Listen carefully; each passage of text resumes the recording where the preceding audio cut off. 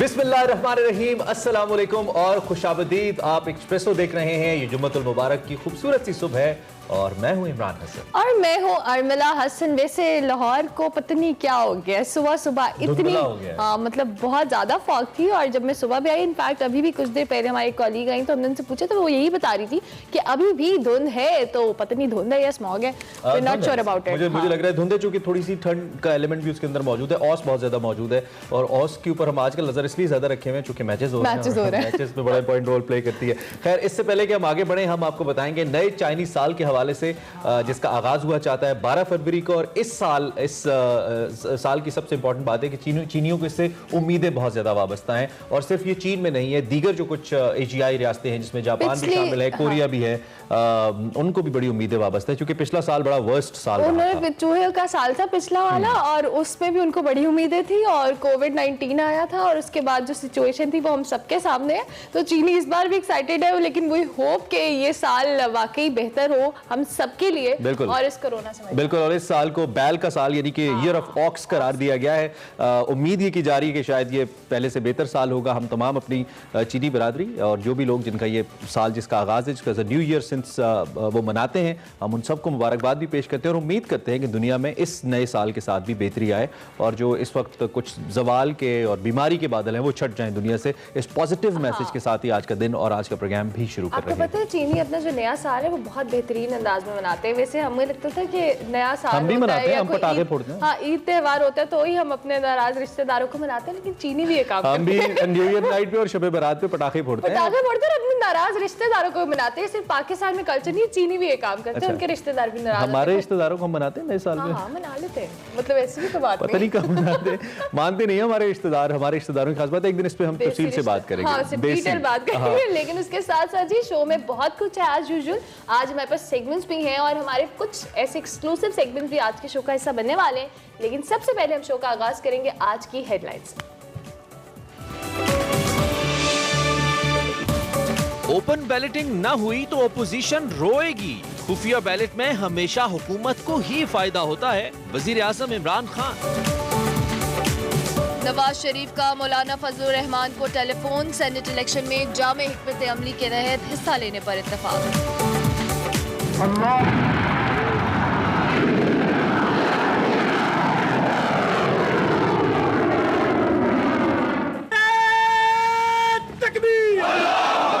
पाकिस्तान का Babar cruise missile का कामयाब तजुर्बा। ISPR के मुताबिक मिसाइल 450 किलोमीटर तक हदफ को निशाना बनाने की सलाहियत रखता है। सोशल मीडिया के गैर मुतवाज़िन इस्तेमाल से ज़हनी दबाव में कैसे इजाफा होता है, जानिए सेगमेंट माइंड मैटर्स में। सेगमेंट फ्लैग्स में सना हमायूं मुलाकात करवाएंगी नाइजीरियन चार्ज d'affaires ओलोवाटोयुन ओरोकोपे से। सेगमेंट देसी फूड में फरियाल राना खिलाएंगी लाहौर नीला गुंबद गुलाम रसूल के मशहूर मटन चने।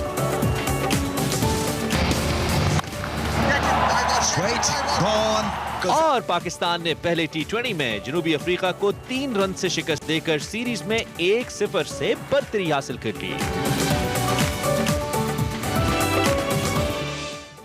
हेडलाइंस आपने जानी और मैच के हवाले से भी हम डिटेल बात करेंगे। कल का मैच बहुत सनसनीखेज था, मतलब आखिरी मोमेंट और रिजवान ने कमाल कर दिया। तीनों फॉर्मेट में सेंचुरी बनाने वाले दूसरे बैट्समैन। हाँ, ये मैं अपने बता दिया, अभी और नहीं बताना ना, अभी डिटेल बात करनी है, फिर वो मजा नहीं आता ना। ठीक है, हम सबसे पहले बात करेंगे आज की बड़ी खबर की।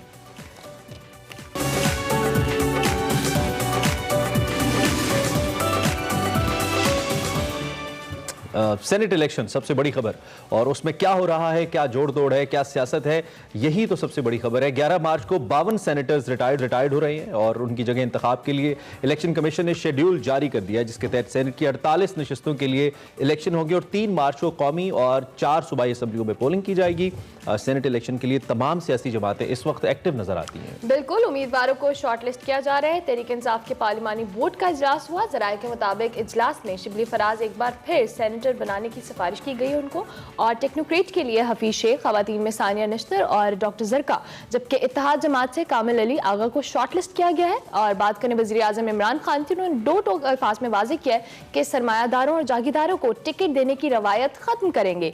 पीपल्स पार्टी ने भी सिंध की तरफ से 11 नशिस्तों के लिए अपने उम्मीदवार शॉर्टलिस्ट कर लिए, और इलेक्शन कमीशन के हवाले से आपको बताएं तो सेनेट इंतखाबात का शेड्यूल भी जारी कर दिया गया। बिल्कुल, और लेकिन अभी तक अगर बात करें ओपन बैलेट की, जिस पे इतने दिन से बहस चल रही है, वो बहस चल ही रही है। अभी तक ओपन बैलेट पर इत्तेफाक नहीं हो पाया। हुकूमत इंतखाबात ओपन बैलेट के जरिए कराने की भरपूर हिमायत कर रही है, इसलिए हुकूमत ने ओपन बैलेट पर राय लेने के लिए सुप्रीम कोर्ट में एक रेफरेंस भी दायर किया और इधर से एक सदारती ऑर्डिनेंस भी जारी कर दिया है। और दूसरी जानिब कल वज़ीर आज़म की स्टेटमेंट भी बड़े मजे की थी कि अगर ओपन बैलेट ना हुआ तो ओपोजिशन रोएगी। सुप्रीम कोर्ट की राय से इस ऑर्डिनेंस को, जो कि सदारती ऑर्डिनेंस है, मशरूत किया गया है। दूसरी जानिब ओपोजिशन जमातें सेनेट इंतखाबात में ओपन बैलेट की मुखालिफत कर रही हैं। मुस्लिम लीग नून सुप्रीम कोर्ट से रुजू कर चुकी है और सदारती रेफरेंस खारिज करने की इस्तदा करते हुए उसने मौक़िफ़ इख्तियार किया है कि रेफरेंस पर राय देना अदालती इख्तियार से तजावुज़ होगा। सेनेट इलेक्शन कानून नहीं, आइन के तहत होता है, और इसी मुनासबत से बात करेंगे हम, और इसी मुनासबत से हम चाहेंगे कि इसको ज़रा मज़ीद अगर वाज़े कर पाएँ कि नून लीग का जो मौक़िफ़ है वो किस हद तक वैलिड है। हमें तहरीक इंसाफ के रहनुमा अली नवाज आवान साहब ज्वाइन कर रहे हैं, मेंबर नेशनल असेंबली हैं। उनसे ज़रा पूछते हैं कि वो इस सारी सूरत हाल पे क्या राय रखते हैं। अली नवाज आवान साहब, पहला सवाल तो मेरा, पहले तो आपको सुबह खैर, बहुत शुक्रिया आपने हमें ज्वाइन किया। पहला सवाल मेरा ये है कि हर प्रोसेस को इतना कॉम्प्लेक्स क्यों कर दिया जाता है? आपको नहीं लगता कि अगर डायलॉग प्रोसेस हो, इस पर बातचीत हो, तो कोई ना कोई हल निकल ही आए? जैसे कि अगर वज़ीर आज़म इंदिया दे रहे हैं कि अपोजिशन के लिए मुश्किल होगी अगर ओपन बैलेट ना हुआ, तो इसका इदराक अपोजिशन को भी तो होगा कि गवर्नमेंट की अपनी स्ट्रेंथ, अपनी पावर्स होती हैं। तो डोंट यू थिंक कि बातचीत ज्यादा इंपॉर्टेंट थी as compare to this conflict जो कि अभी क्रिएट हुआ है, जनरेट हुआ? अच्छा, ये एंड मिथ बना दी गई है कि ऑपोजिशन को एंगेज नहीं किया गया।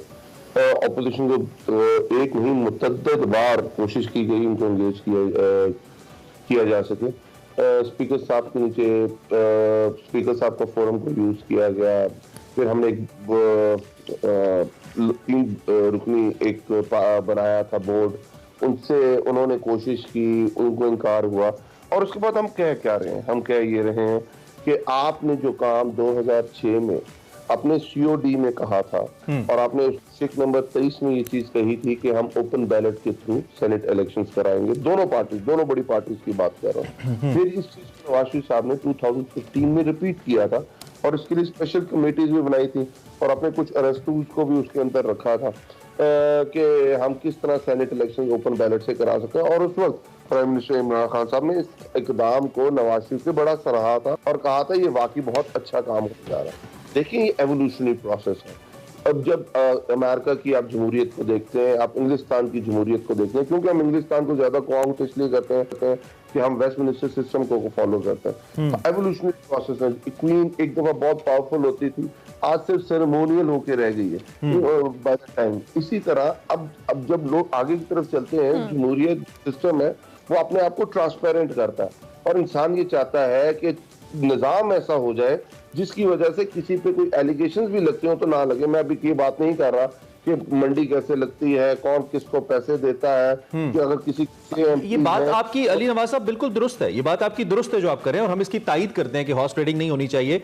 लेकिन आपने कहा कि एक इदारा जो फाल नहीं है आप उसको सेरेमोनियल होने के बजाय फाल करना चाहते हैं, लेकिन एक इदारा जो फाल है, पार्लियामेंट की बात कर रहे हैं हम, वो बातचीत के लिए है, नेगोशिएशन के लिए है, वो भी नेगोशिएशन के लिए फाल नहीं है, एहतजाज के लिए फाल है। और कुछ दिन पहले आपके अपने तहरीक इंसाफ के member national assembly Aamir Liaquat साहब से हमारी बात हुई, तो उन्होंने ये कहा कि हुकूमत को शोर नहीं मचाना चाहिए, ओपोजिशन मचाए तो मचाए, और ये बात हमें टीवी स्क्रीन पे नजर भी आती है।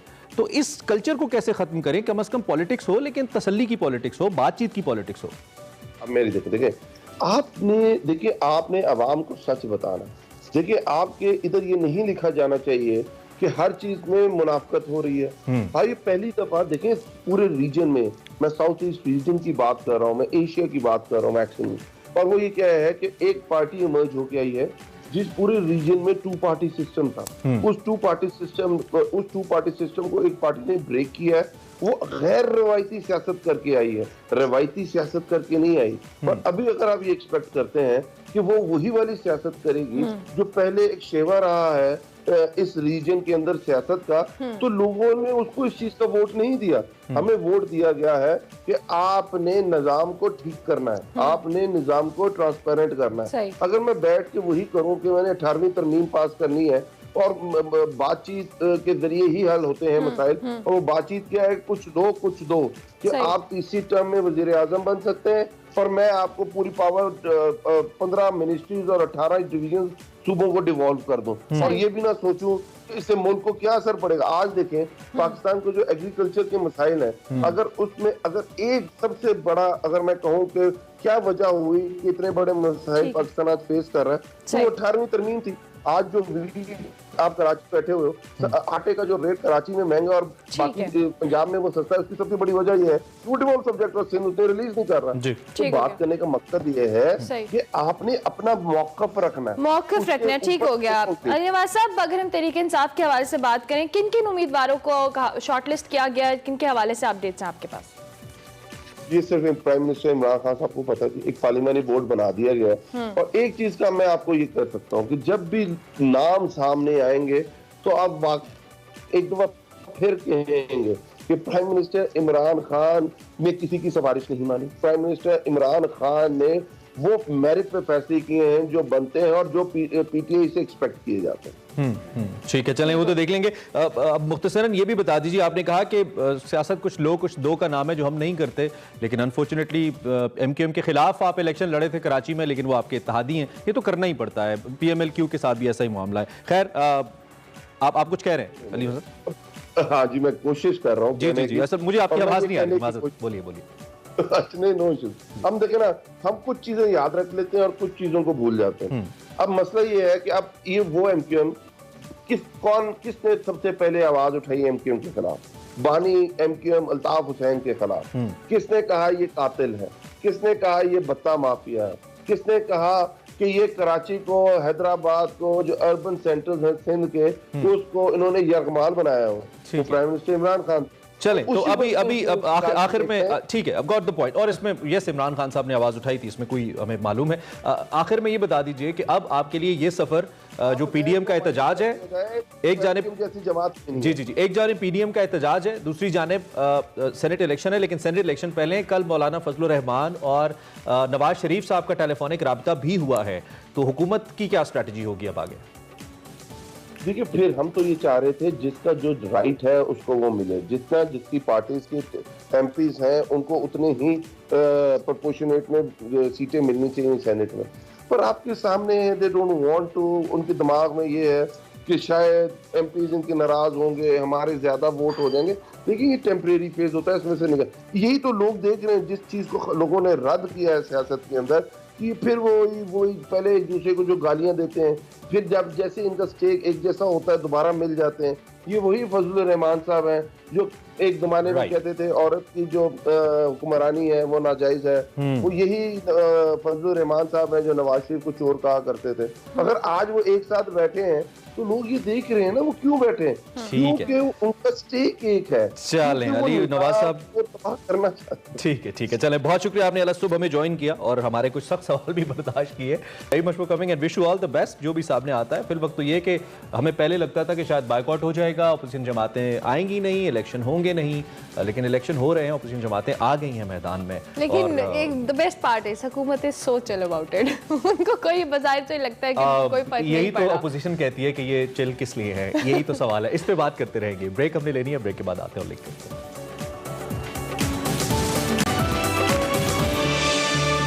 Welcome back to Expresso. आगे बढ़े और आपको बताएं कि बहुत कम खेलों में खेल, सेहत और तफरीह के साथ देखने को मिलते हैं, जिसमें दोनों चीज़ें, दोनों एलिमेंट्स पाए जाते हैं। हम बात करें इस वक्त बहावलपुर के सहराए चोलिस्तान की, जहां पर 16वीं चोलिस्तान जीप रैली का आगाज़ हो चुका है। तमाम जो पाकिस्तान के एडवेंचर स्पोर्ट्स लवर्स हैं उनकी बड़ी नज़र होती है इसके ऊपर, और इस वक्त इसका जो क्वालिफाइंग राउंड है वो जारी है। हम अगर गाड़ियों की बात करें तो धुआं उड़ाती गाड़ियां शायकीन को महसूस करने के लिए इस वक्त ऑन ट्रैक है। कौन बनेगा सहराए चोलिस्तान का सुल्तान, तैयारियां कैसी हैं, इसी पे बात करनी है। बिल्कुल, इसी हवाले से हम अपडेट्स लेंगे। हमारे साथ हमारे नुमाइंदे हैं मुमताज आजी, उनको हम वेलकम करेंगे। बहुत शुक्रिया मुमताज। इस वक्त आप कहाँ पे मौजूद हैं, कैसी तैयारियां हैं, क्वालिफाइंग राउंड है, क्या सिचुएशन है ओवरऑल? जी बिल्कुल, चोलिस्तान जीप रैली का बाज़ाब्ता आगाज़ हो चुका है। क्वालिफाइंग राउंड जो है ना कल मुकम्मल हो चुका था। उसके बाद मजमूई तौर पर 135 गाड़ियां जो है वो रेस के लिए क्वालिफाई कर चुकी हैं। इनमें 53 गाड़ियां जो हैं वो प्रीपेड गाड़ियां हैं, जिसमें नादिर मगसी जो है अपने टाइटल का दिफा कर रहे हैं। आज प्रीपेड गाड़ियों की रेस जो है वो शुरू हुई 8:30 बजे ठीक अपने वक्त पर, और सबसे पहली गाड़ी जो है साहबजादा सुल्तान ने दौड़ाई। उसके बाद नादिर मगसी जो दिफाई चैंपियन है उन्होंने अपनी गाड़ी दौड़ाई, और फिर यहाँ पे गाड़ियाँ यके बाद दीगरे ट्रैक पर दौड़ रही हैं। पहली गाड़ी के स्टार्ट होने पर, रेस स्टार्ट होने पर यहाँ तमाशाइयों ने भरपूर अंदाज में उसे यहाँ से रवाना किया। यहाँ पर इसकी कौमी तरानों की धुन पर, ढोल की थाप पर भंगड़े भी डाले जा रहे हैं और ज़बरदस्त जोशो खरोश है। यहाँ ये बताता चलूँ कि कोरोना SOPs के तहत पहले 650 किलोमीटर जो ट्रैक था उसको 220 किलोमीटर कर दिया गया है, और गाड़ियों को भी महदूद कर दिया गया है। कोरोना SOPs के तहत यहाँ पे तमाशाइयों की तादाद भी महदूद की गई है, और कोरोना SOPs पर सख्ती से अमल दरामद कराया जा रहा है। कल यहाँ पर स्टॉक गाड़ियों की रेस शुरू होगी, और उसके साथ साथ सेकंड बाइक रेस भी जो है ना वो शुरू होगी। और परसों जो है यहाँ पर प्रीपेड गाड़ियों का फाइनल राउंड शुरू होगा, जबकि खवातीन की रेस भी परसों जो है ना यहाँ पे शुरू होगी। मैं यही पूछना चाह रहा था आपसे कि चोलिस्तान रैली में मैं यही पूछना चाह रहा था कि क्या खवातीन पार्टिसिपेंट्स भी इसमें हैं? ये भी आपने बता ही दिया, मजीद भी एक्सप्लेन कर दीजिए। और उसके साथ साथ थल के कल्चर का रंग किस हद तक चोलिस्तान का थल का जो कल्चर है वो नजर आ रहा है यहाँ पे, अवामी जोशो खरोश कैसा है? जी बिल्कुल, यहाँ पे अवामी जोशो खरोश आसमान की बुलंदियों को छू रहा है। कोरोना के बावजूद पाकिस्तान में जीप रैली का इनेकाद बहुत बड़ी, मैं समझता हूँ कि खुशकिस्मती है पाकिस्तान के लिए, इस खित्ते के लोगों के लिए, बल्कि पाकिस्तान ने पूरी दुनिया को ये मैसेज दिया है कि कोरोना SOPs के साथ खेलों को जारी रखा जा सकता है।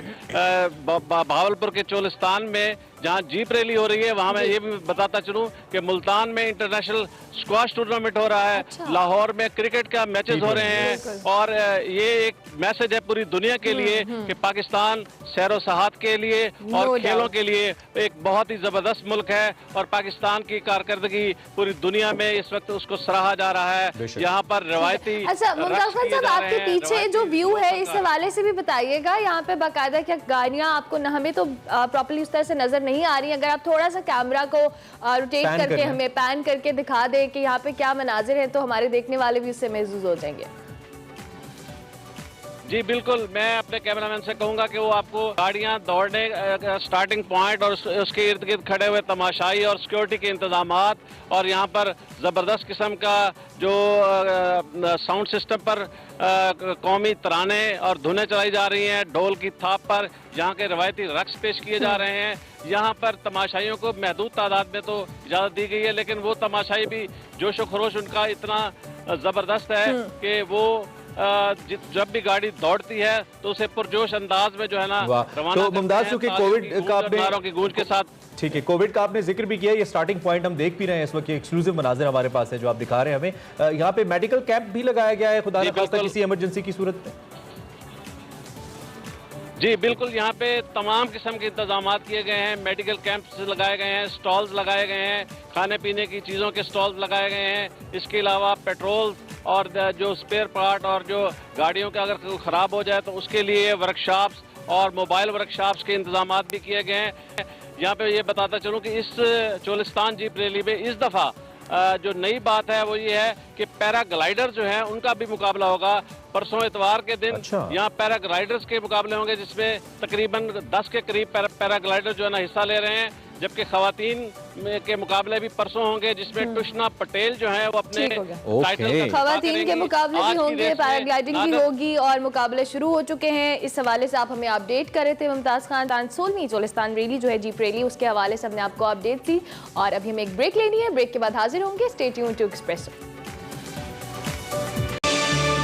एक्सप्रेसो में आपको एक बार फिर से खुशामदीद। और अब बिल्कुल मुल्क भर में फ्रंट लाइन हेल्थ वर्कर्स की बात कर लेते हैं। अच्छी खबर यह है कि वैक्सीन लगना शुरू हो गई है और ये अमल मुसलसल जारी है। वैक्सीनेशन के हवाले से सिंध सबसे आगे जा रहा है, लेकिन पंजाब में हमने आपको पहले भी अपडेट किया था इस हवाले से कि ये वैक्सीनेशन का जो अमल है थोड़ा सा सुस्त रवि का शिकार है। अब तक तकरीबन 5000 के करीब जो फ्रंट लाइन हेल्थ वर्कर्स हैं उनकी वैक्सीनेशन हो सकी है।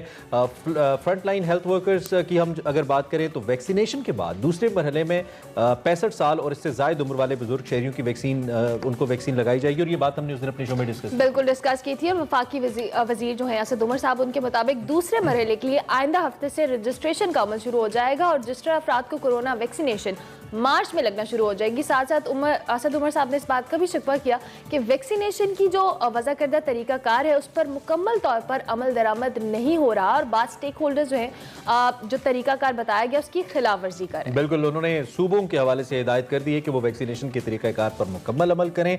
इस सारी सूरत हाल पर बात कर लेते हैं। हमारे साथ पार्लिमानी सेक्रेटरी सेहत नौशद साहिबा मौजूद हैं, मैं ज्वाइन कर चुकी है, उनसे जरा पूछ लेते हैं। नौशद साहब, थैंक यू। मुसलसल आपसे हम अपडेट्स ले रहे हैं, आप हमें बता रही हैं पंजाब पे क्यों स्लो है वैक्सीनेशन का अमल और क्या अभी तक स्लो ही है? आपके पास जो स्टैट्स आ रहे हैं वो क्या कह रहे हैं?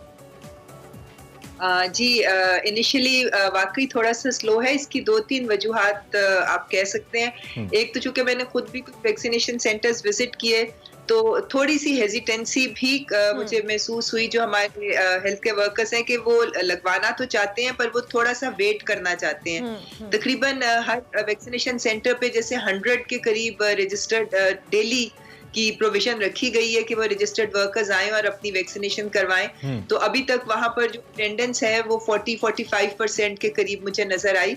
और उसका रीजन यही है वो थोड़ा सा वेट करना चाहते हैं कि उनके जो कोलीग्स लगवा रहे हैं उनको वो थोड़ा वॉच कर ले तो इस तरह उनका कॉन्फिडेंस आ जाएगा। ये मैंने एक चीज की थी, हेजिटेंसी थोड़ी सी है कि they want to wait and see for some time. ये कैसे इनकी हेजिटेंसी खत्म होगी? बिकॉज ऑब्वियसली पहले मरहले में हेल्थ वर्कर्स को ही कहा जा रहा था और प्रायोरिटी बेसिस पे शामिल था। ऑब्वियसली रिलक्टेंट होंगे सब लोग, लेकिन इसको दूर करने के लिए भी कुछ स्ट्रैटेजी या मैकेनिज्म होगा।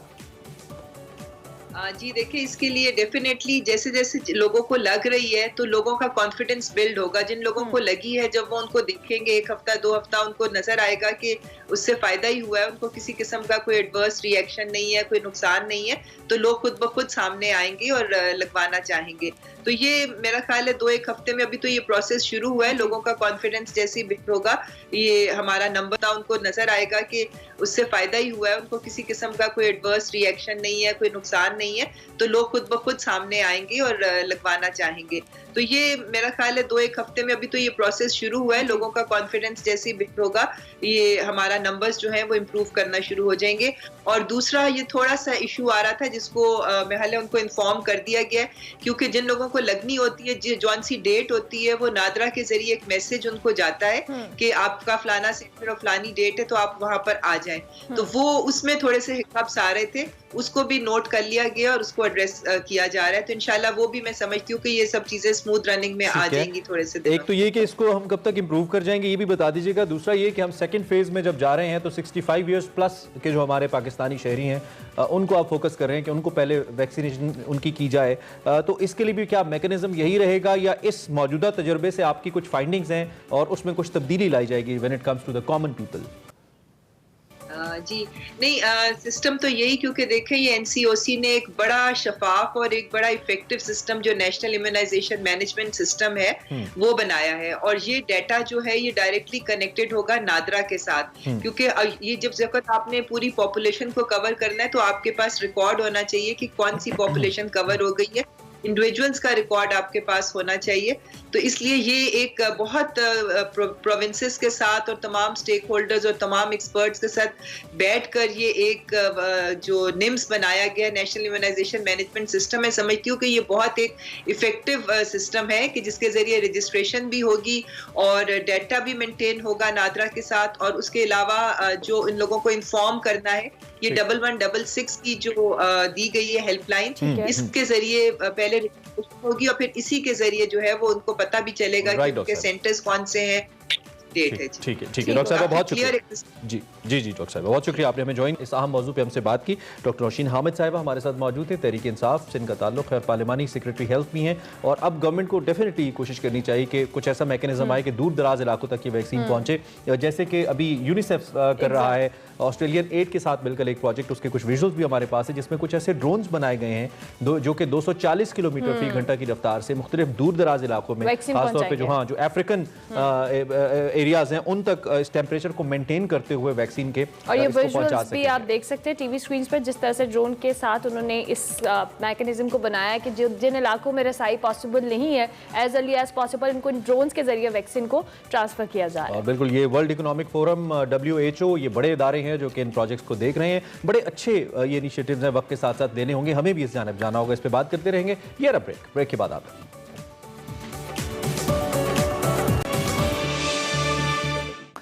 एक बार फिर आपको खुशाबदीद कहते हैं। आप एक्सप्रेसो देख रहे हैं और हम आज के दिन की मुनासबत से आपको मालूम है कि कुछ ऐसे इस्लामी मौज़ूआत पर ज़रूर बात करते हैं जिसका हमारी ज़िंदगी से बड़ा गहरा ताल्लुक़ है। और इस्लाम एक मुकम्मल ज़ाब्ता हयात है। इस्लाम वो दीन है जिसके अंदर जदीद उलूम की हम बात करें या फिर हमारा जदीद जो तर्ज़ ज़िंदगी है उसके हवाले से मुकम्मल रहनुमाई मौजूद है।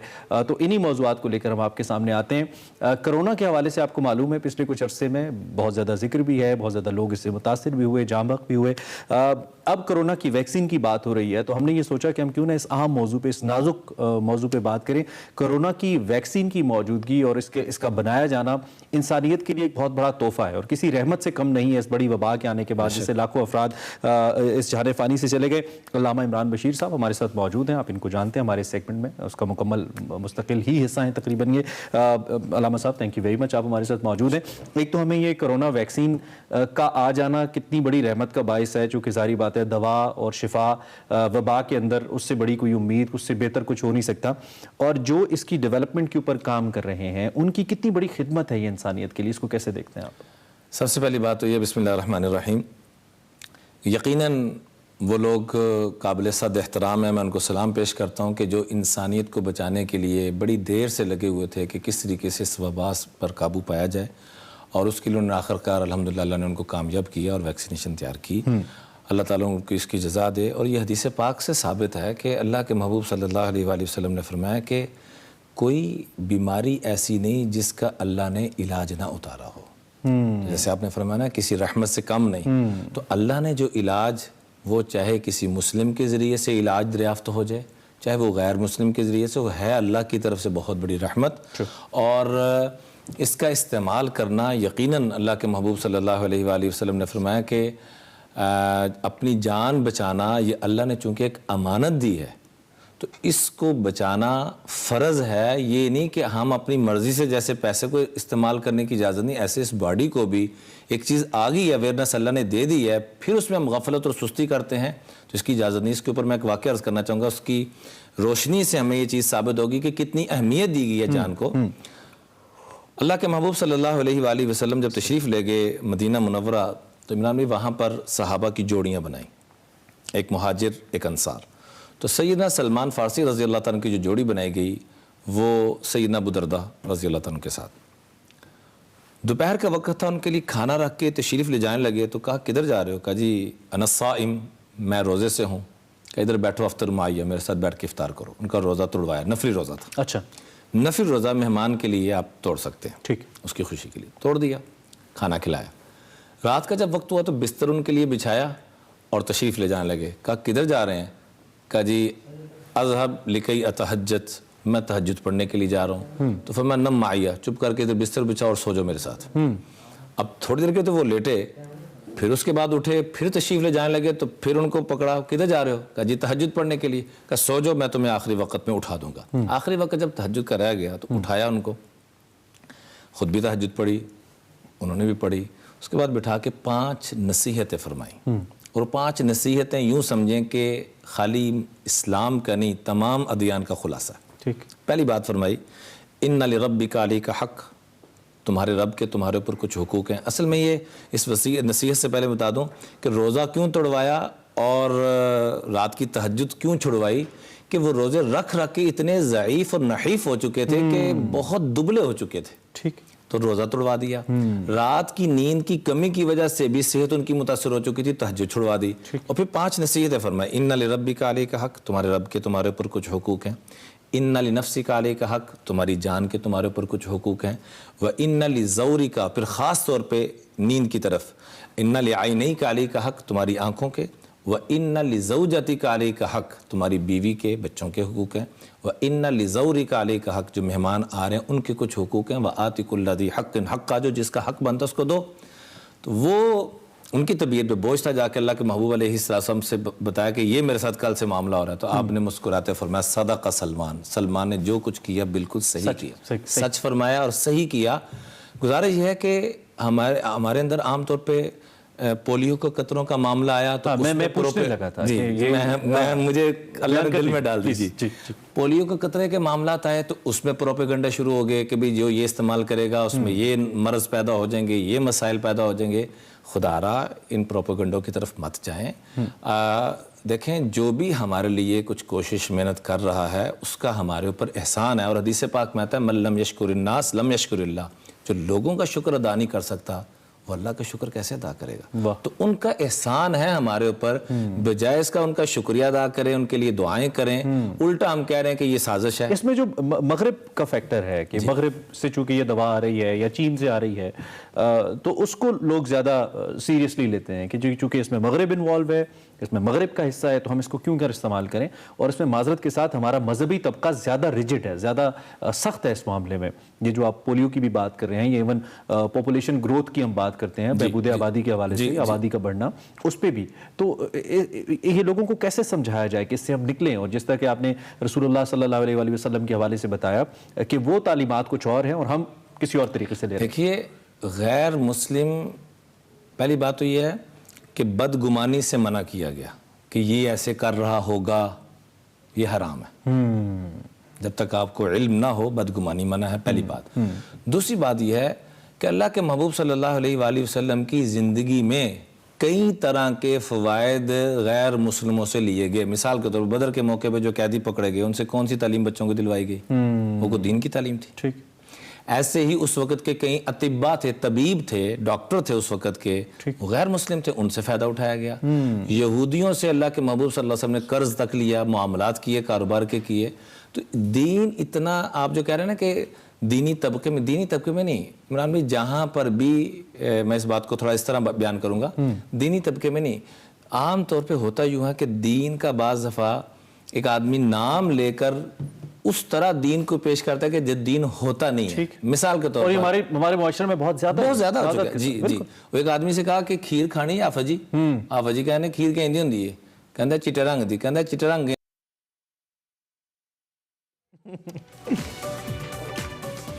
एक्सप्रेसो में आपको एक बार फिर कुछ आमदी और कुछ बड़े अहम मौजूदात चल रहे हैं जिसपे हम तो मुस्कुरा रहे हैं। हमने कहा मुस्कुराहट आपके साथ शेयर करें। इस वक्त हम सेगमेंट फ्लैग्स देखते हैं जहाँ पे सना भाई हमारी मुलाकात करवा रही है नाइजीरियन एम्बेसडर से। ये हम आपको कुछ क्लिप्स दिखा रहे हैं अफ्रीकन रीजन के, और इसके कल्चर की भी हम बात करें। इसका भी बड़ा रिच और बड़ा मुख्तलिफ किस्म का कल्चर, और हमने फ्लैग्स के जरिए कोशिश की है कि हम कुछ ऐसी शख्सियात से आपको मिलाएं, ऐसे ममालिक का कल्चर आपको दिखाएं जो उमूमी तौर पे आपको नहीं मिलता। बिल्कुल, नॉर्मली हमारा सेगमेंट बहुत एक्सक्लूसिव होता है, जो हमें बेसिकली सना हमारी मुख्तलिफ एम्बेसडर से, मुख्तलिफ शख्सियात से आपकी मुलाकात करवाती है और वो साइड दिखाती हैं जो आम रूटीन में आप नहीं देख पाते हैं, या आप उनको सिर्फ फॉर्मल मीटिंग्स में देखते हैं, मुख्तलिफ जो आप कह लें इस तरह के जो डिनर्स या लंचेस पे देखते हैं, लेकिन उस तरह से आप उनकी जो साइड है वो एक्सप्लोर नहीं कर पाते। बिल्कुल, और एक दफा फिर हम आपको बाकायदा तौर पे नाइजीरियन इन्वेस्टर का इंटरव्यू भी दिखाते हैं और कुछ कल्चर भी दिखाते हैं अफ्रीका का। देखिए। और नाइजीरिया के ताल्लुकात कितने मजबूत और देरपा हैं, ये जानने के लिए मैं आज नाइजीरिया के सिफारत खाने आई हूँ।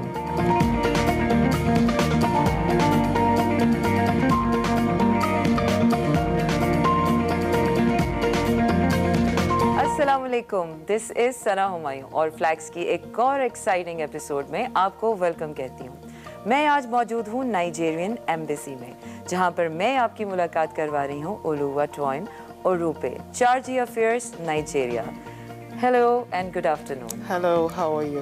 I am good. It's pleasure meeting you. It's absolute pleasure meeting you as well. So tell me, मुझे ये बताएं, पाकिस्तान में अब तक रहने का तजुर्बा कैसा रहा?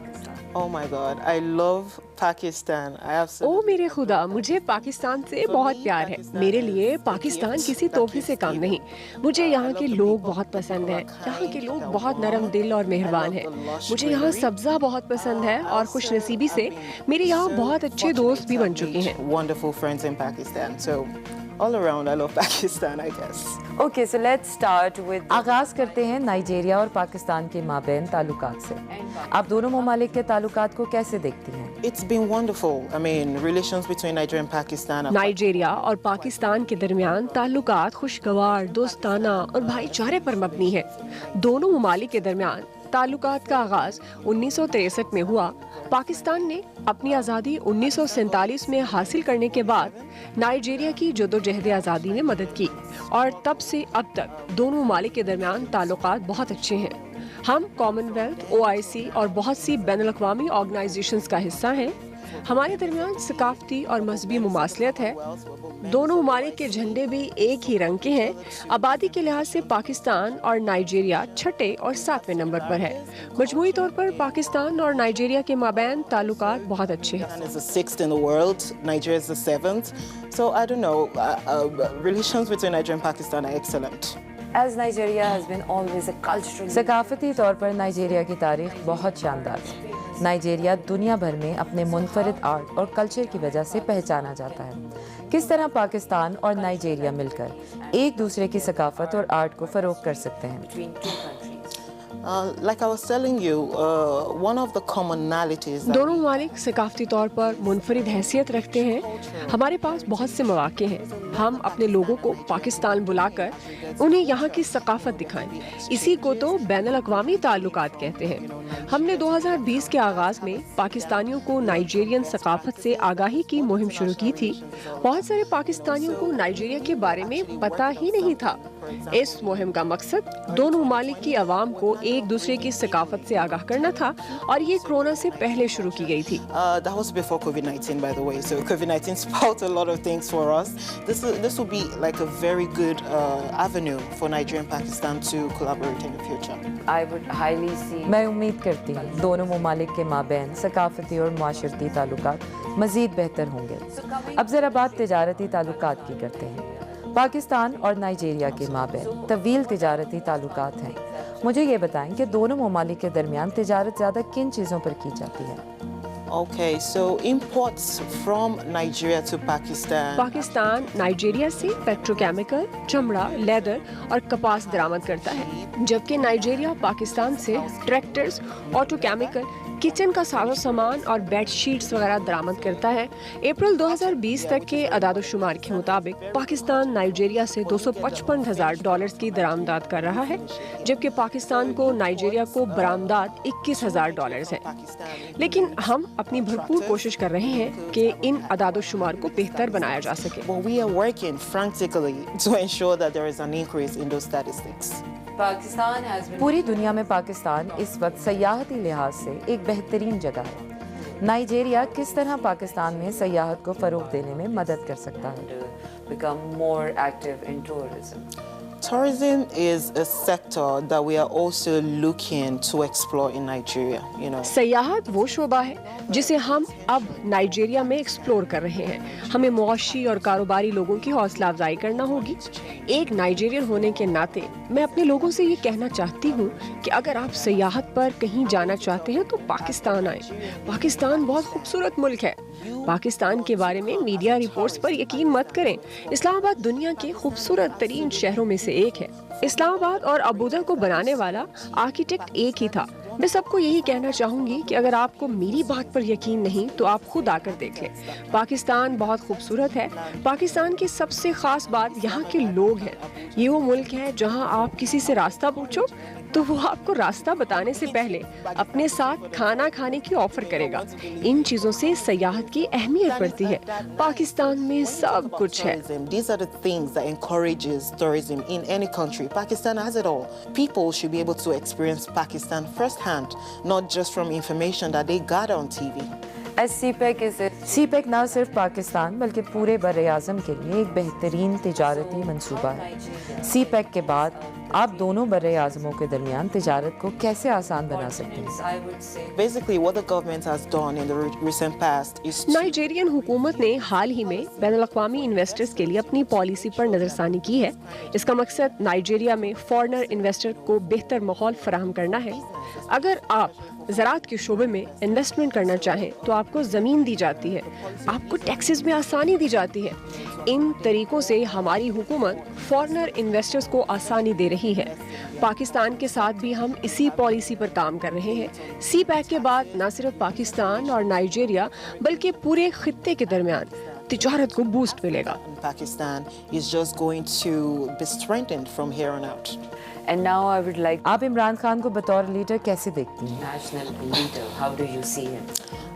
Okay, this is a personal opinion, but मुझे हमेशा पुरजोश लीडर अच्छे लगते हैं। ऐसा लीडर जिसके दिल में अपने मुल्क के लिए प्यार हो, अपने लोगों की रहनुमाई कर सके, अपने मुल्क में तरक्की को यकीनी बना सके।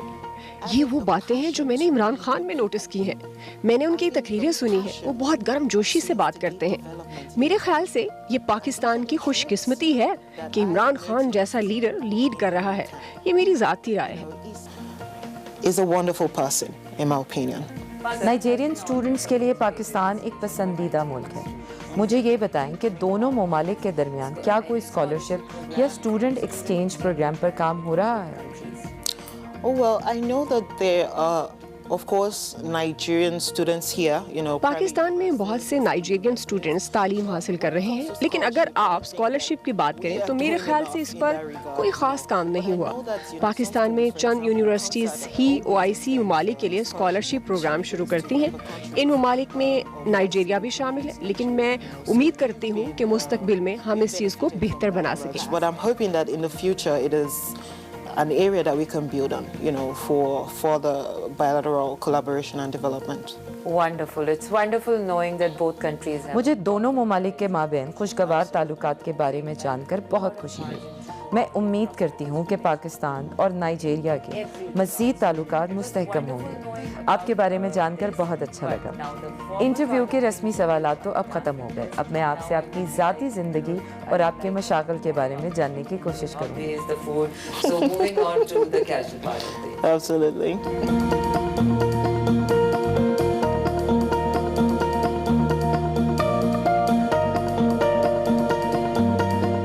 Basically, these pictures are representational of the culture in ये तस्वीरें नाइजीरिया में मौजूद मुख्तलिफ सकाफ़तों की नुमाइंदगी करती हैं। ये तस्वीर शुमाल में मौजूद जंगजुओं की और ये क्रॉस रिवर स्टेट में मौजूद रिवायती लोगों की नुमाइंदगी कर रही है, और ये जुनूब मगरबी नाइजीरिया की नुमाइंदगी कर रही है। नाइजीरिया में बहुत सी मुख्तलिफ सकाफ़तें मौजूद हैं। The people from Cross River State in Nigeria, we have a vibrant cultural history.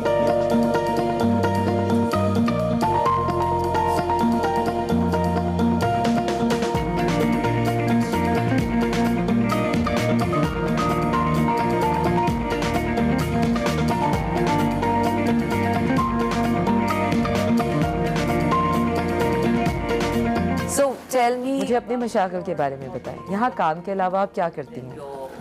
Oh wow, I love to cook. मुझे खाना बनाना बहुत पसंद है और मैं किताबें बहुत शौक से पढ़ती हूँ। If I can say that. Wonderful. मेरे ख्याल से पढ़ना और खाना बनाना ज़हनी सुकून का बाइस बनता है। Absolutely, very therapeutical. Refuel yourself and recharge your day. Okay, now I have a. अच्छा, अब रैपिड फायर राउंड है। मैं एक लफ्ज़ कहूँगी, आपके जहन में जो भी पहली बात आएगी वो आपने कहनी है। Okay, so my first word is forest. Greenery. Okay, and Islamabad. Beautiful. Okay, wonderful. If I say Nigeria. Great. Okay, cooking. Me. Reading. Me. Traveling. Not me. Mountains. Beautiful. Okay. Imran Khan as leader. Passionate. Okay. And if I may ask, if there would be one word for you. Enigma. Oh, wonderful! I would love to explore it more. I know, it's just. मैं समझती हूँ कुछ लोग ऐसे होते हैं जो बहुत जल्द खुद को जान लेते हैं। मैं हर रोज खुद को नया जानती हूँ। And this is what a human is in. बिल्कुल, इंसान हर रोज खुद में कुछ नया दरियाफ्त करता है। मुझे आपका गार्डन बहुत पसंद आया। मैंने किसी एम्बेसी में इस तरह का गार्डन नहीं देखा। I know. It feels so good and it's a wonderful garden. Thank you very much, Nigeria. Nigerian embassy की खुशकिस्मती है कि यहाँ पाम ट्रीज भी मौजूद है। चले आए, अब मैं आपको कॉफी पिलाती हूँ।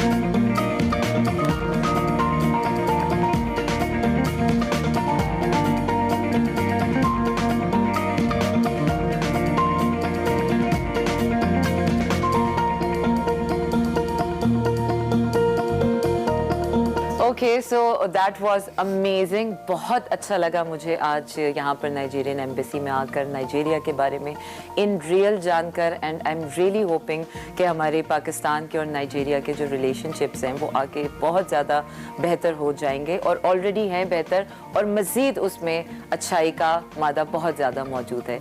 अब तक के लिए इतना ही। अगले हफ्ते फिर आपसे किसी नए गेस्ट के साथ मुलाकात होगी। तब तक रखिए अपना बहुत सा ख्याल। मुझे दीजिए इजाज़त।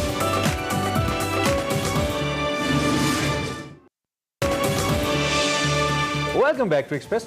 और अब बारी है हमारे अगले सेगमेंट माइंड मैटर्स की, जिसमें हिना न्याजी और वकार अहमद मलिक हमें कुछ सोशल मीडिया के हवाले से और हमारी जिंदगी में कैसे असरअंदाज होता है ये बताने वाले हैं। Over to you guys. Thank you Urmila and Imran. Waqar साहब, मुझे ये बताएं कि what is social media anxiety, क्यों होती है, किन लोगों को होती है और कब होती है?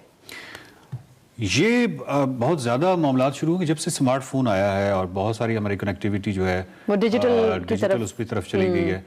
उसके जो बेनिफिट्स हैं डेफिनेटली उसमें तो कोई दो राय नहीं है। बिल्कुल। आप कभी सोच भी नहीं सकते थे कि जिन बच्चों के साथ आपने मिडिल स्कूल में पढ़ा था या प्राइमरी स्कूल में पढ़ा था वो दोबारा राब्ते में आ जाएंगे। मुख्तलिफ जगहों पे जहाँ पे आपने जॉब्स की थी और वो दोबारा राब्ते में आ जाएंगे। आप ये कभी नहीं सोच सकते थे कि आप घर बैठ के पैसे कमा सकते हैं। बिल्कुल। और आप कनेक्टेड रहते हैं, आपको मालूम होता है कि आप किसी भी टाइम किसी भी बंदे को उससे कनेक्शन करना चाहें तो आप फौरी तौर पे मैसेंजर पे उसको करेंगे। और एक अगर प्लेटफॉर्म से आप लोगों को एजुकेट करें, किसी अच्छी कॉज के लिए काम करें, कोई अच्छी कैंपेन को सपोर्ट करें, तो ये भी बहुत जबरदस्त चीज है। ये बेनिफिट्स तो यहाँ तक इसमें तो कोई दो राय नहीं है। लेकिन प्रॉब्लम वहां स्टार्ट हुआ जहां पे बहुत सारे नफ्सियाती मामलात स्टार्ट हो गए। आपका जो स्लीप पैटर्न है वो स्पेशली आपकी नींद ही उड़ गई और नींद के बहुत सारे मसाइल पैदा हो गए। फिर सबसे बड़ा प्रॉब्लम ये हुआ कि आपको डिप्रेशन स्टार्ट हो गया, एंजाइटी स्टार्ट हो गई। ये वो जो चीजें थी ये भी इंफीरियरिटी कॉम्प्लेक्स डेवलप होना शुरू हो गया। एग्जैक्टली, बहुत सारी चीजें।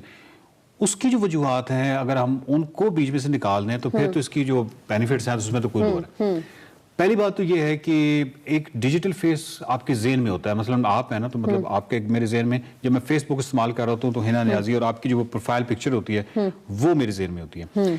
जब भी आप वहाँ पे डिबेट करेंगे, देखिए ये जो एक्यूज होते हैं बहुत सारे फेस में बहुत सारे एक्सप्रेशंस होते हैं, ठीक है, जो कि हम बहुत अच्छी तरीके से उनको समझ रहे होते हैं। हम तो मतलब जनरली तो एंगर और हंसना या खुशी या शाई या इस तरह की तो जनरल है ना, इनके दरमियान में थाउजेंड्स ऑफ पैटर्न्स हैं जो कि जो दूसरे वाला बंदा है वो बहुत अच्छी तरह समझ रहा होता है। सो हमेशा कोई भी डिबेट है या किसी भी ऐसा मौजू है जो कि सेंसिटिव है उस पे एक तो दो बदू बात होनी चाहिए। वो किसी सूरत में भी मैसेजेस की सूरत में भी नहीं होनी चाहिए और फेसबुक या किसी भी थ्रू नहीं होनी चाहिए। आप सोशल मीडिया प्लेटफॉर्म पे नहीं होनी चाहिए। एग्जैक्टली। उसकी वजह ये है क्योंकि देखिए एक डिजिटल फेस बिल्कुल एक और तरह की चीज है। वो स्टैटिक से आपके ज़हन में एक इमेज बना होता है।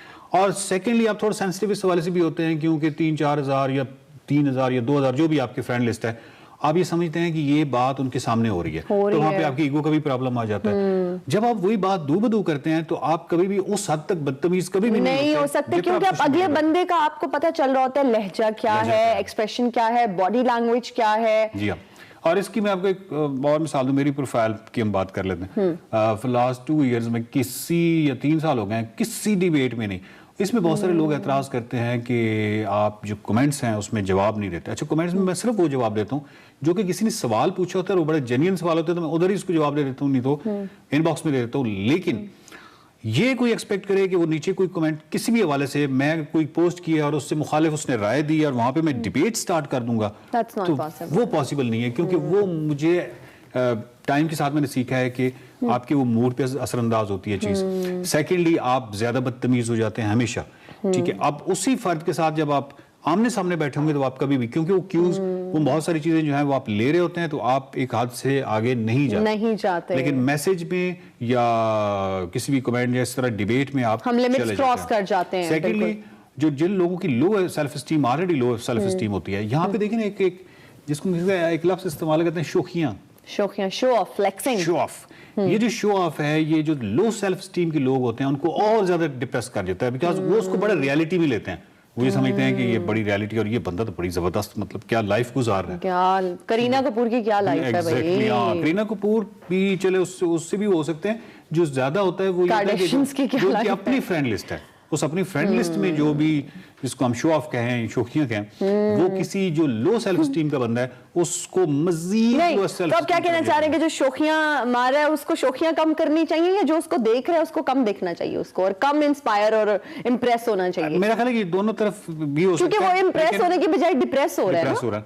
लेकिन आप देखिए ना, वही प्रॉब्लम है कि जो लो सेल्फ स्टीम, जिसकी पहले से लो सेल्फ स्टीम है, उसका तो एक पूरा फिर ट्रीटमेंट प्लान और फिर वो हमें डिस्कस करना पड़ेगा, या उसकी इंटेलिजेंस लेवल थोड़ा सा ज्यादा, कुछ रियलिटी में वो चीजों को देखने के काबिल हो, तो फिर तो वो उन चीजों से मुतासिर नहीं होगा कि यार मुझे क्या लगे। जब आप अपने जनरल पॉपुलेशन को देखते हैं तो ऐसा तो नहीं है कि आप जनरल पॉपुलेशन को एकदम हम किस तरीके से, मतलब इतना पढ़ा लिखा के और उनके अंदर ये जो मसाइल हैं इनको खत्म करें। ये चीजें बहुत कॉम्प्लिकेशंस में इस तरह चली जाती है कि आपने एक कमेंट देखा, आपका मूड जो है वो खराब हो गया, और उस मूड का जो, क्योंकि आपका मूड एक खराब हुआ तो उसके जो इफेक्टिव्स हैं, जिससे मुतासिर हुआ वो घर मुतासिर हुआ, ठीक हो गया। यानी आपके मूड खराब होने की वजह से अगर पूरे घर मुतासिर हो रहा है, पूरे घर का मूड खराब, ठीक है, पूरे घर का मूड खराब हो रहा है, या पूरे घर में एक अजीब नेगेटिविटी सी वो फैल गई है, तो आप इमेजिन कीजिए कि वो सिर्फ एक कमेंट था। बेसिकली जब भी आप इन तमाम चीज़ों की जाने पीछे से आप मुहर्रिक देखेंगे, तहरीक देखेंगे, तो वो तहरीक जो है वो बड़ी अजीब सी एक छोटी सी चीज़ होगी।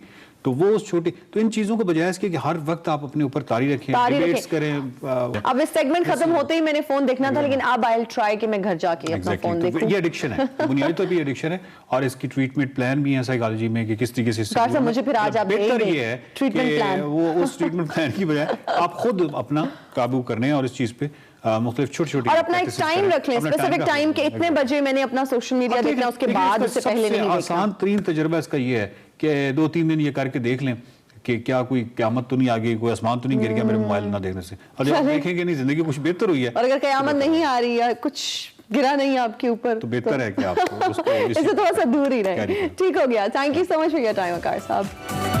स्पेस एजुकेटर के सफ़र के हवाले से बताएं, और अब आप 18 साल की उम्र से काम कर रही हैं और आपने अपनी ऑर्गेनाइजेशन भी स्टार्ट की, exploration by Yamuna. Basically organisation है क्या? मेरी ऑर्गेनाइजेशन एक लोकल चैप्टर है डिफरेंट इंटरनेशनल स्पेस ऑर्गेनाइजेशन का। This is an organisation which has been working in Pakistan since 2016 to create awareness in public generally, लेकिन ख़ास तौर पे बच्चों में, about astronomy and space technology. ठीक है, why astronomy and space technology? Because एक तो ये कि ये मेरा पैशन है, दूसरा ये एक इतनी वास्ट साइंस है कि हर दूसरी तरह की साइंस इससे लिंक्ड है। ठीक है, तो आप जब एस्ट्रोनॉमी या स्पेस के बारे में बच्चों को बताते हैं तो आप सिर्फ चांद सितारों के बारे में ही नहीं बताते, बल्कि आप एस्ट्रोबायोलॉजी और इसमें फिजिक्स और केमिस्ट्री और रोबोटिक्स, हर एस्पेक्ट को कवर करते हैं आप जब इतने वास्ट सब्जेक्ट के ऊपर बात कर रहे होते हैं तो उसके लिए जिनसे आप बात कर रहे होते हैं उनका IQ लेवल बहुत अच्छा होना बहुत ज़रूरी है साइंटिफिकली। पाकिस्तान के अंदर रिसर्चेस मौजूद हैं कि हमारे बच्चों के IQ लेवल के हवाले से बहुत सारे मसाइल हैं, because we don't train them, we don't educate them, हम उनको डिग्रीज के हद तक पढ़ा रहे होते हैं। तो आपको कितनी मुश्किल पेश आती है, कितना आपको टेक्निकली मुश्किल लगता है हमारे बच्चों को एजुकेट करना when you talk about science and space? I think that is what science communication is. यही है जो हम करते हैं। हमारा काम ही है कि हमने मुश्किल कॉन्सेप्ट्स को आसान अल्फाज में तोड़ के बच्चों को बताना होता है कि वो बड़े आराम से उसे सीख जाएं। उनकी डेली लाइफ एग्जांपल से हम उनको साइंस के हवाले से एजुकेट करें। तो जब आप एक दफ़ा अपना कंटेंट तैयार कर लेते हो और अब इतनी प्रैक्टिस हो गई है कि हमें समझ लग जाती है कि किस एज ग्रुप के और किस बैकग्राउंड से बच्चे हैं, और हम उनको उसी तरह से कंटेंट डिलीवर करते हैं कि वो इजीली समझ पाएँ। और सेशंस के दौरान हम बिल्कुल स्कूल्स की तरह या स्कूल के जो स्ट्रिक्ट टीचर्स होते हैं उनकी तरह बच्चों को चुप नहीं करा देते। ठीक हो In my गया। अच्छा, session- You let them ask questions. Yamuna, आपने अभी अपने लोकल चैप्टर अपनी ऑर्गेनाइजेशन के हवाले से बताया कि मुख्तलिफ इंटरनेशनल ऑर्गेनाइजेशंस के साथ जो स्पेस को डील करते हैं उनके साथ कौन कौन सी ऑर्गेनाइजेशन है जिनके साथ अभी आप काम कर रहे हो और फर्दर इसको आप पाकिस्तान के थ्रू कहाँ लेके जाओगे? There are many organizations जिनकी मैं नेशनल कोऑर्डिनेटर हूँ, but I think the most close one is space for art foundation. ठीक है। मैंने अपनी ऑर्गेनाइजेशन का नाम भी उसी ऑर्गेनाइजेशन के एक प्रोजेक्ट पे रखा था, दैट इज एक्सप्लोरेशन। ठीक है। और ये ऑर्गेनाइजेशन क्या करती है, it is initiated by NASA astronaut Nicole Stott, और हम डिफरेंट कंट्रीज से आर्ट वर्क कलेक्ट करते हैं बच्चों का। ठीक है। और फिर उसको डिजिटल फॉर्म में या फिर एक स्पेस सूट की फॉर्म में हम उसको असेंबल करते हैं और फिर स्पेस में भेजते हैं।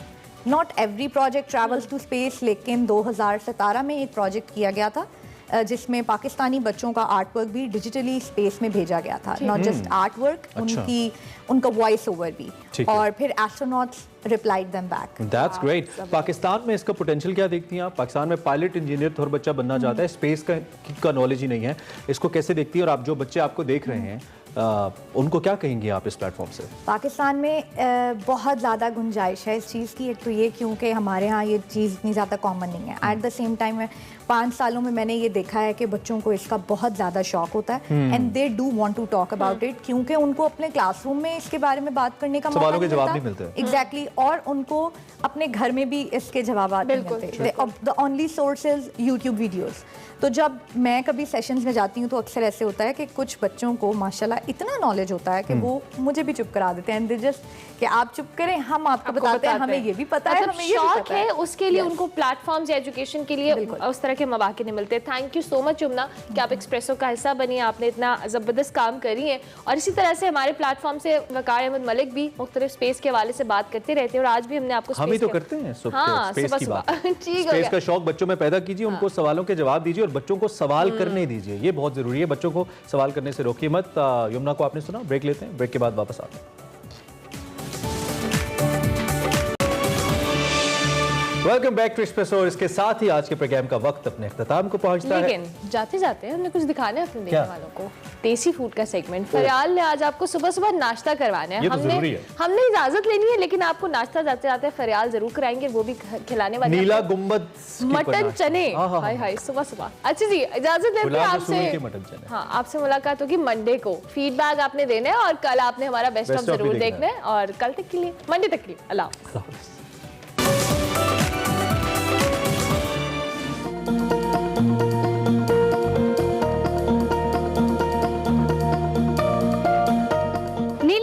मस्जिद लाहौर अनारकली बाजार के करीब वाक़या है। मुगलिया दौरे हुकूमत में एक सूफी बुजुर्ग शेख अब्दुल रज़ाक मक्का से यहाँ तशरीफ़ लाए और इनको मक्की का लक़ब दिया गया। मुगलिया दौरे हुकूमत में शेख अब्दुल रज़ाक वफ़ात पा गए और उनको यहीं पर दफनाया गया और इनके नाम से एक मज़ार भी बनाया गया और इसके साथ ही एक मस्जिद भी तामीर की गई जिसका नाम है नीला गुंबद। और इसीलिए इस एरिया का, इस बाज़ार का जो नाम है वो नीला गुंबद के नाम से मशहूर हो गया। नाजरीन, इस वक्त मैं मौजूद हूँ इसी एरिया में जिसका नाम है नीला गुंबद। यहाँ पर है हाजी गुलाम रसूल चने वाले। ये 70 साल से यहाँ पर चने और क्वालिटी कैसे बरकरार रख पा रहे हैं, चलिए इनसे पूछते हैं।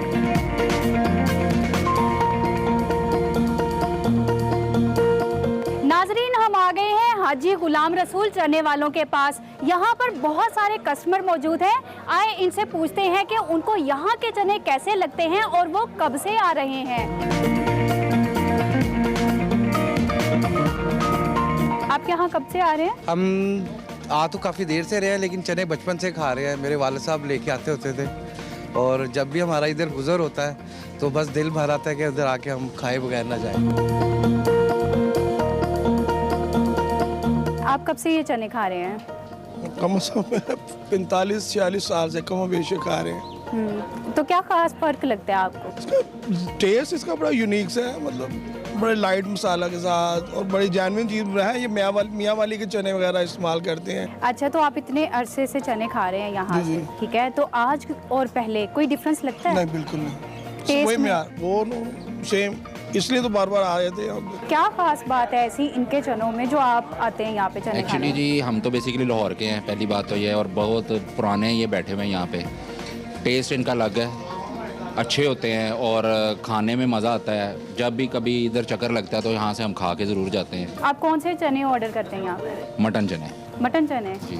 अच्छा, इसके अलावा खाएं या चने कहीं और से और यहाँ के, तो क्या फ़र्क लगता है? देखिए जी, लाहौर में जो लाहौर के बेसिकली रहने वाले हैं वो चूज़ी जगहों पे ही खाते हैं, और जहाँ पे मज़ा आता है उन्हें वहीं पे जाते हैं बार बार। अगर आप दूसरी जगह मजबूरी के तहत खाएं तो वो मजबूरी होती है, किसी में मिर्चें तेज़, किसी में ये थ्रू आउट एक जैसा ही टेस्ट होता है इनका। इस वजह से यहाँ पे आने का ज़रा मकसद और होता है। आप यहाँ पे कब से आ रहे हैं? इनका सुना हुआ था नाम कि इनके गुलाम रसूल के चने बड़े मशहूर हैं, स्पेशली ये मटन चने, तो बड़ों से ही सुना हुआ है। तो फिर हम आज चक्कर लगा लाहौर का, आउट ऑफ सिटी से, हम कसूर से हैं, तो हम इनके पास आए हैं फर्स्ट टाइम इधर। चने टेस्ट किया आपने, कैसे लगे आप? जी बड़े मज़े के चने हैं इनके, जैसा सुना था वैसा ही है इनका टेस्ट, बड़े डिफरेंट हैं, हट के हैं। बताएं आप कब से आ रहे हैं यहाँ पे? मैं यहाँ पे आ रहा हूँ जिस वक्त मेरी 15 साल की उम्र थी ना, मैं और मेरे साथ जितने भी मेरे यार दोस्त क्लास फेलोज होते थे, तो वो जो है ना यहाँ गुलाम रसूल के जो है चने खाने के लिए आया करते थे। और जब से लेकर अब तक हफ्ते में एक दफ़ा जो है ना मेरा दिल करता है कि यार गुलाम रसूल के पास जाके जो है ना वो चने खाए जाएँ। अच्छा, यानी आप पुरानी यादें ताज़ा करने के लिए आते हैं यहाँ? नहीं, पुरानी यादें ताज़ा करने के लिए आते हैं, वो पुरानी ताज़े तो अपनी जगह पे, लेकिन जो इनका टेस्ट जो है ना वो पूरे लाहौर के चने एक तरफ रख दिए जाएँ और इनके चने एक तरफ रख दिए जाएँ, इनका मुकाबला जो है ना पूरे लाहौर में कोई नहीं कर सकता चनों के मुकाबले।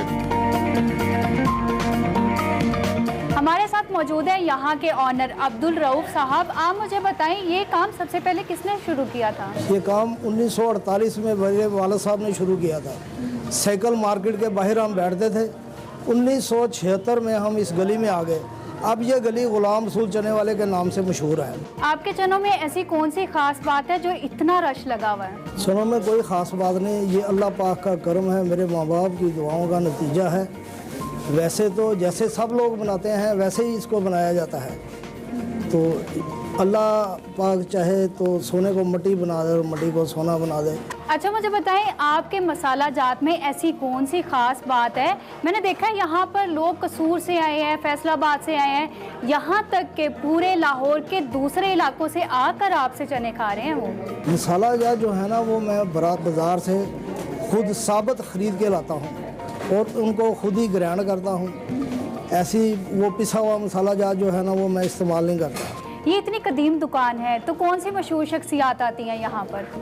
वालिद साहब के टाइम में जो आते हैं वो तो मुझे नहीं पता, लेकिन जिस वक्त मैंने काम शुरू किया, नवाज शरीफ साहब जब वज़ीर ख़जाना थे तो वो ख़ुद इधर तशरीफ़ लाए, उन्होंने खाना खाया। और इधर वकला हजरात आते हैं, सियासतदान आते हैं, जजेस का खाना जाता है, हाई कोर्ट हमारे पास है तो जजेस का खाना भी जाता है यहाँ से, फिल्म स्टार, वैसे बहुत सारे लोग आते हैं। आप चनों के साथ क्या सर्व करते हैं और डिमांड कौन से चनों की ज़्यादा है? मेरे पास मटन चने हैं और जो कोफ्ते हैं वो भी मटन के हैं। अंडा है, अंडे के बाद गुलाब जामुन मीठे में है, गर्मियों में चाटी की लस्सी होती है, तो यही चीज़ें हैं। यखनी है सर्दियों में। मेरे पास सबसे ज़्यादा डिमांड जो है ना वो मटन चने की है। मटन मेरे पास बहुत अला क्वालिटी का होता है, इसकी सबसे ज़्यादा डिमांड है। अच्छा, मुझे बताएं कि आप मुझे कौन से चने खिला रहे हैं आज? सब लोग मटन चने खाते हैं, आप भी गए। चले मैं भी टेस्ट करती हूँ। बहुत शुक्रिया आपके टाइम देने का।